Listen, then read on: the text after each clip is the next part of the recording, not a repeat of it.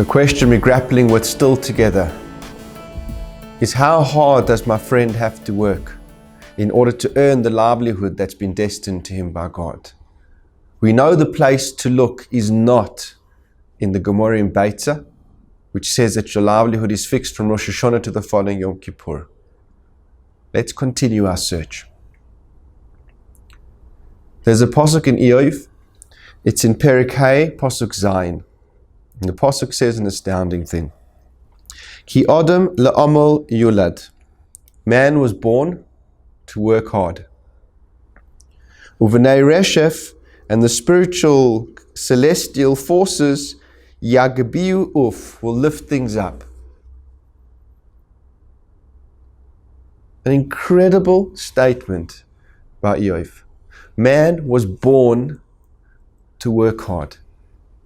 It means that in the way Hashem created us and formed us, and His purpose for us was to be put into this world to work.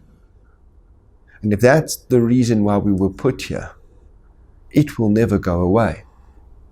There's no escaping hard work as being the central focus of a person's life. I think experientially we can appreciate the truth of this pasuk too.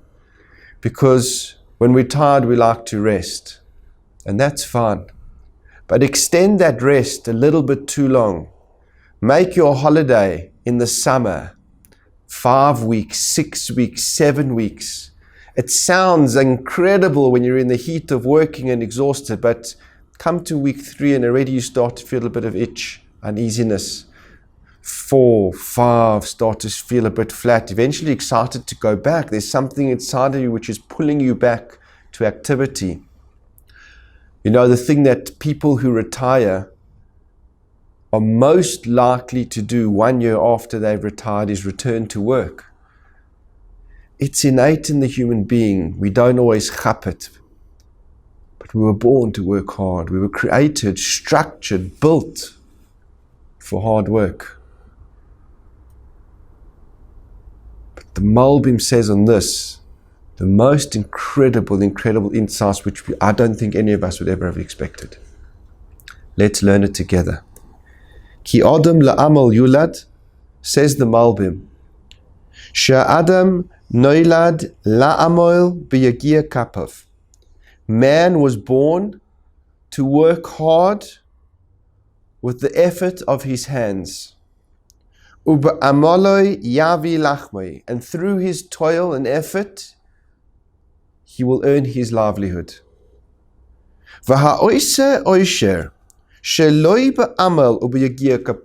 And somebody who amasses wealth without effort and without hard work, who amal v'avin, it's erroneous effort that. V'lo yatzmiach, number one, it will not flourish, that money. V'lo yiskayim b'yad banov, and it will not stay in the family to be bequeathed down to his children. Sof davar, bottom line, says the Malbim, she'ikar hatzlochas ha'adam toloi b'hishtadlusoi u'ba'amaloi v'yagia kapoi. The primary success of a person hangs on his effort, on his toil, and the work of his hands. V'loi kidvorecha she'amris, not like you say, she'atzlochas ha'adam nigzar, that a person's livelihood is decreed from above. Mibnei reshef shehem kitos ha'kochovim, from the B'nai Reshef, which are the constellations. Don't say it's mazel. It's pre-decreed. It comes from the stars. And you think that they have this hashpah on the person from top to bottom, and that's what determines his livelihood. And they have an effect in everything a person does. Don't say that. That's the end of the pasuk. That's not true. Because B'nai Reshef yakbiyu uf. The rest of the Malbim, you can continue yourself. I've put it in the sources. How he explains the second half of the pasuk, what the Kechovim actually do. But the Malbim says that Iyov is coming to tell you, don't get this thing wrong. you muddle up and think that income's predetermined, and therefore the predetermination is the most important thing which determines how successful financially I'm going to be in my life. No. Ika hatzlochas ha'adam is toloi bishtadlusei. The primary source of your financial success is going to be the effort that you put in. V'adam le'amal yulat. And you were born, designed for this hard work, through which you'll be able to earn your livelihood. The Malbim has taught us an incredible principle, which he learned from this pasuk in Iyov. He was grappling with the same problem. There's Gemaras which speak about predetermination, about finances that are dependent on mazel, predetermined income from year to year. The Malbim says what Iyov's telling you is, that's not the primary cause of a person's financial success in this world. Ika hatzlochas ha'adam, the primary cause of a person's financial success is his hard work. And therefore Hashem built you, and you were born to work hard with the tools that would throw you into a life and engage you in a life of hard work and toil to earn your livelihood. And that's the methodology to implement to succeed. I had a young guy who came to join our business. He'd just come back from a few years in yeshiva, and we hired him. And every second week in our business, I give a lecture to the guys on how to go about doing business. What's our way? What's our style? After he was in those lectures for about 3 or 4 weeks, he came up to me and he said, Rov, I don't understand. I come to all your other shiurim about giving tzedakah and about learning Torah and all the things that you speak about that make a person successful financially. What's all the stuff you're talking about here? You know, about how you pay people, how you incentivize people, and recognition of people and their successes, and how you structure management. You seem to take that very seriously. Like, surely that's all nonsense. And I said to him, no, you're 100% wrong. This is also a crucial component of being successful financially. It's the minor component. It's not the major, but you have to do it right.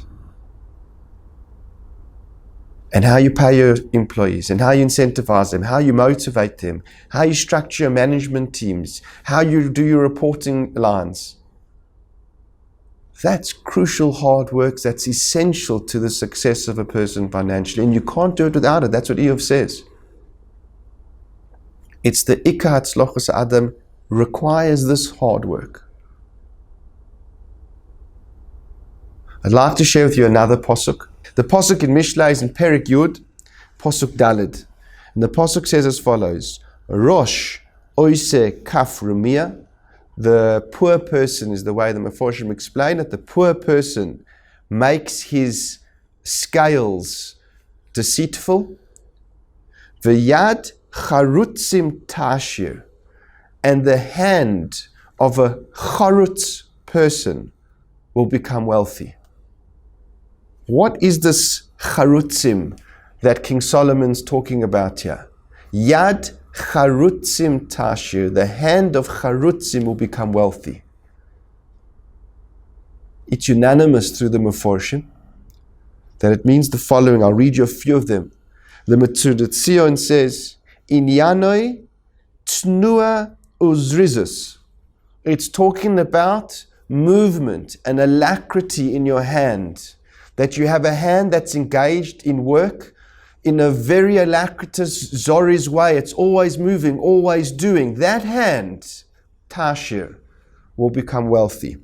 The Metzudas David says as follows, V'yad charutzim, hayad shel hazrizim. That's the hand of alacritous people, go-getters.